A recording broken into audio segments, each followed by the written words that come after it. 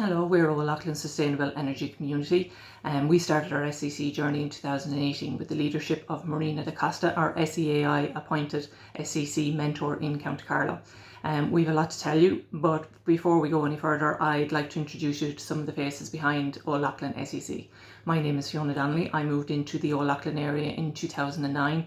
Although I only moved in 2009, I've always had a connection with O'Loughlin, as my mum is originally from O'Loughlin and I have a huge amount of relatives still living in O'Loughlin.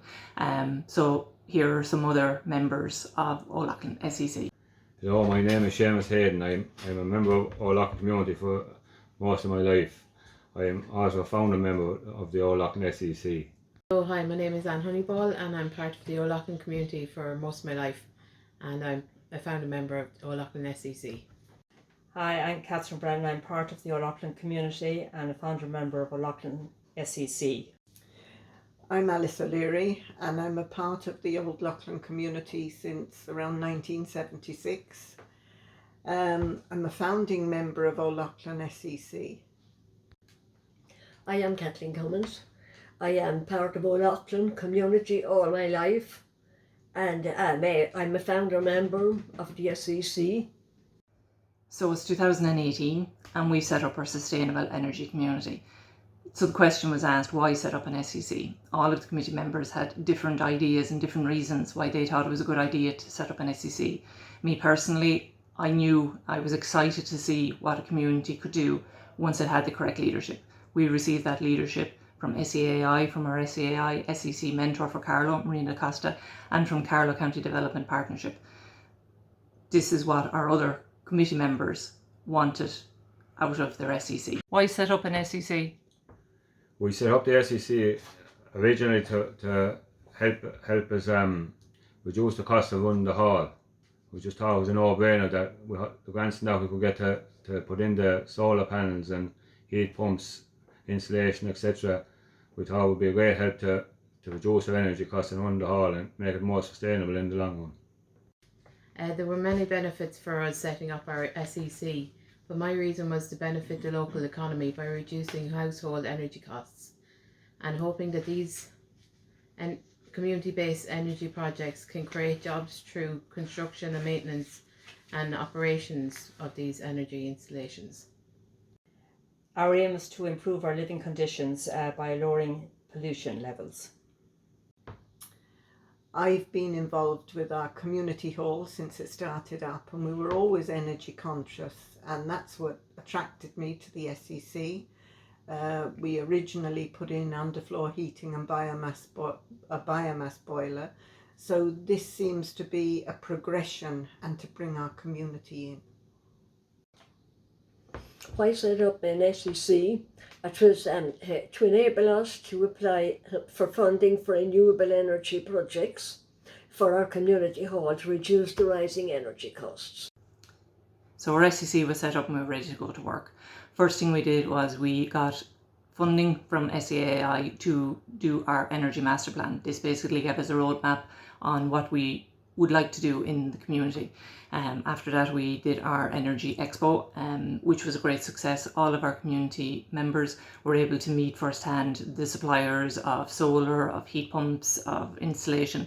So it was a great event and gave us great encouragement for what we were doing, and we were confident to move forward with bigger projects. I asked committee members what were they most proud of to date of the achievements of the SEC, and this is what they said. What is your proudest achievement as part of O'Loughlin SEC? Our proudest achievement as part of the O'Loughlin SEC was getting the energy upgrade project to the value of 250,000 completed on time and fully paid for with no loans outstanding. One of my proudest moments was developing our master plan and hosting our Energy Expo in O'Loughlin Community Hall. Visitors on the day were treated to a host of suppliers, including solar energy, heat pumps, installations and other renewable energy providers. Being part of the community who had the initiative to take part in this project. My proudest achievement as being part of the SEC is probably to see the amount of interest within the community for sustainable energy and energy saving projects. We were the first community in County Carlow to develop an energy master plan and finishing the project and not having any debt. Our new port was a huge comfort and put style onto the hall and made it more accessible for everyone. So as you've heard there, one of our proudest achievements was the energy upgrade to our local community hall. We secured funding from the CCIF in 2022 and we started work in January of 23. All of this project is completed now and it is completed with no bills outstanding, no loans involved. So we're quite proud of that achievement. Just to go through a list of what we did in our upgrade. We replaced all of the emergency doors with more efficient doors.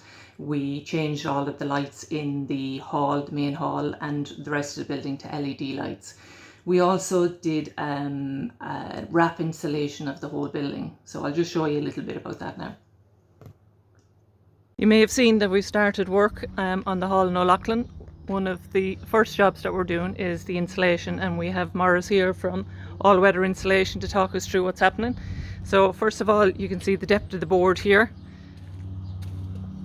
We're putting on 100mm insulated slab on the outside. So Morris, if you'd like to talk us through. Right, Fionn, well, we start off obviously on the bottom.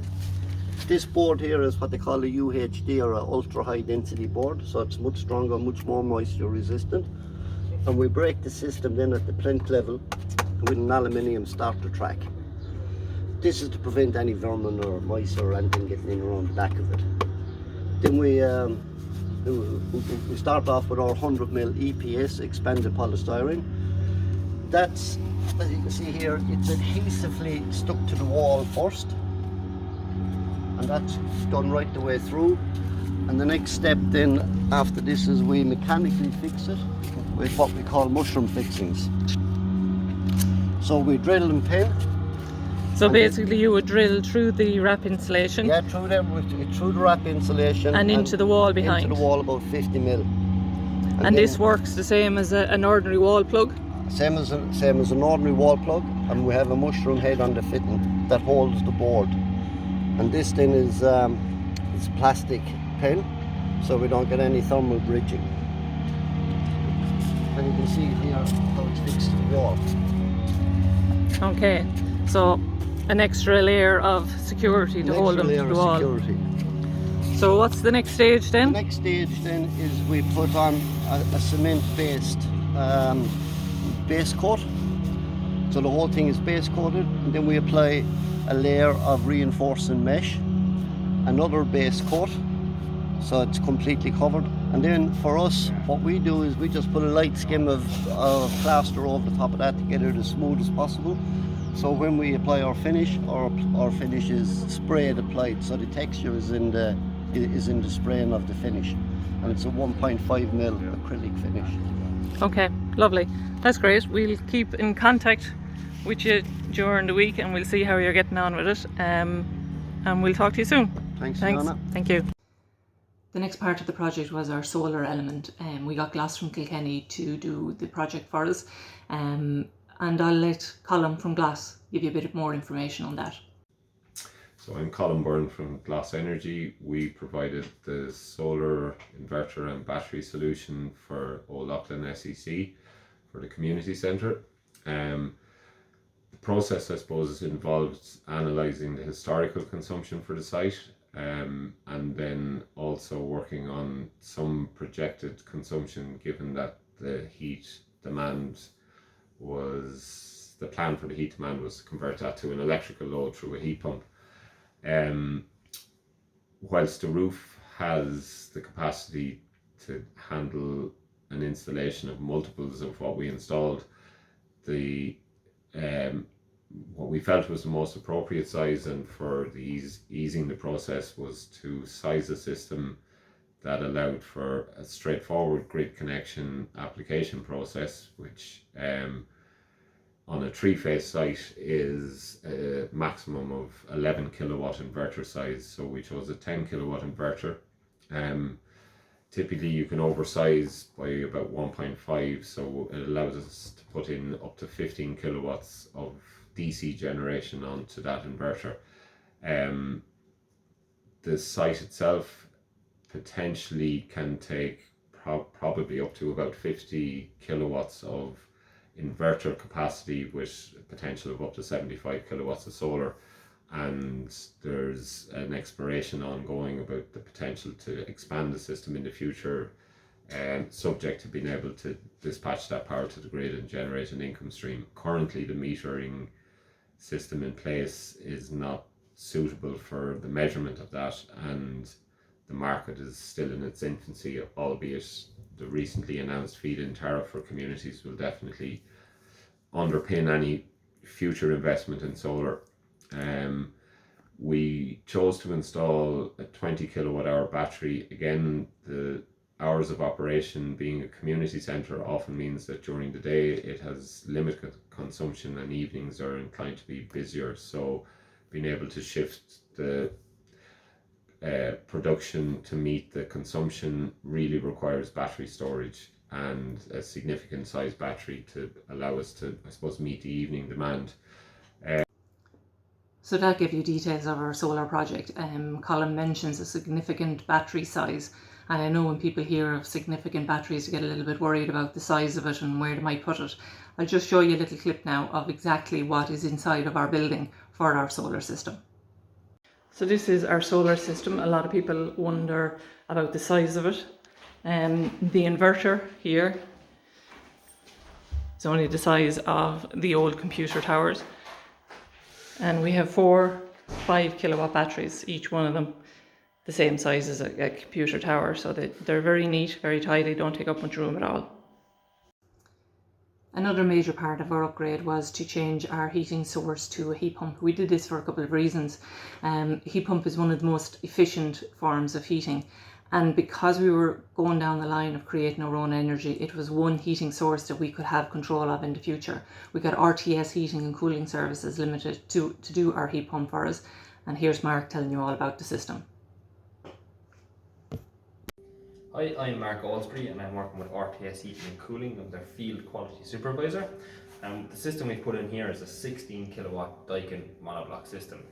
We have a 300 litre cylinder here, which goes feeds into a buffer, which then also feeds into the main plant room, which has another 500 litre cylinder. What we're doing here is we're heating the hot water and underfloor heating in the hallway and common areas. We're not doing the main sports hall at all.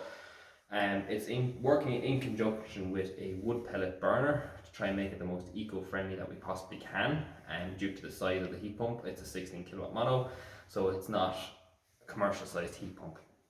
How a heat pump works is taking the air from the outside area, and then it's converting the hot air and heating the refrigerant gas, and which then the refrigerant gas then is going through into a heat plate exchanger, with the water is going through then, and then that's what heats your hot water for your heating and your hot water for your showers, taps, and your other utensils around the kitchens and bathroom areas. So what we have here then is all our pipework.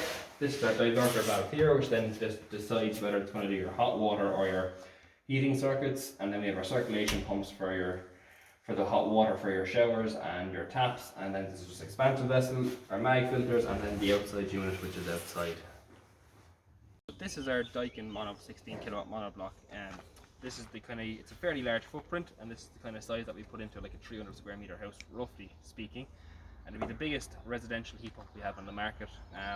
So how it works is it's pulling the air that's around us in through the back and out through the front. And people probably think, how is it doing that in the middle of the winter? Well, these are tested up until into the minuses of about 20 degrees. So they're well tested and well equipped for the Irish climate, as we only get -6, maybe -7 in the best times. They work the exact opposite of a fridge, where a fridge pulls in the air and turns it into cold. It's the same as air conditioning. It's pulling in from the cold and it's pulling in from the heat and making it cold. Where these are making it from heat, blowing out cold air at the front.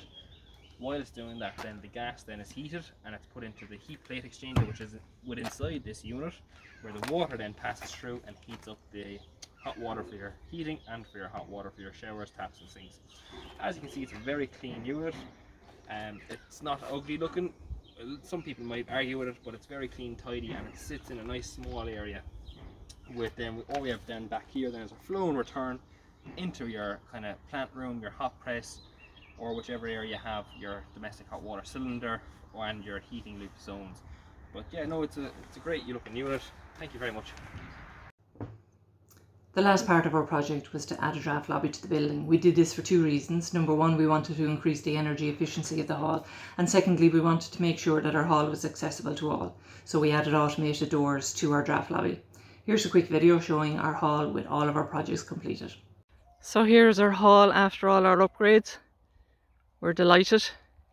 As you can see, we have a massive roof, so we're hoping in time take advantage of that and increase our solar. I'll just take you on a walk towards our new lobby, which has two functions. One, to create a draft lobby, stop the cold air getting straight in, which will help minimise the amount of heat that's needed. And it is also a more accessible door for anyone with access issues.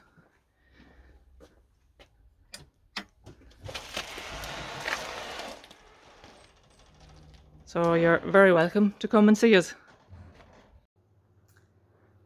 So now that we have our project finished on the hall, we're looking to the future. I asked committee members what they see in the future for the SEC, and this is what they had to say. What would you like O'Loughlin SEC to achieve in the future? We'd like O'Loughlin SEC to achieve in the future is just to be able to show other communities what can be achieved by an SEC, and to encourage them to start their own energy upgrade journey. We would like to continue to look into other projects in the future and to help to improve our friends and neighbours' energy efficiency. For other communities to follow in our footsteps. To really feel the SEC is important, an achievement to us, is to see more and more people becoming energy aware and carrying that through to projects within their own homes. To encourage more community households to start at the energy upgrade, and to increase the size of the solar panels on our community hall, and also to encourage more involvement from the local community. We all see huge potential for the SEC for the future, and with continued leadership from SEAI, from our SEC mentor Marina Da Costa, and with Carlow County Development Partnership, there's no end to what we can do. Our next project, we're hoping, is to go ahead and set up an energy project in O'Loughlin that will ultimately supply all of our community with power. Watch this space.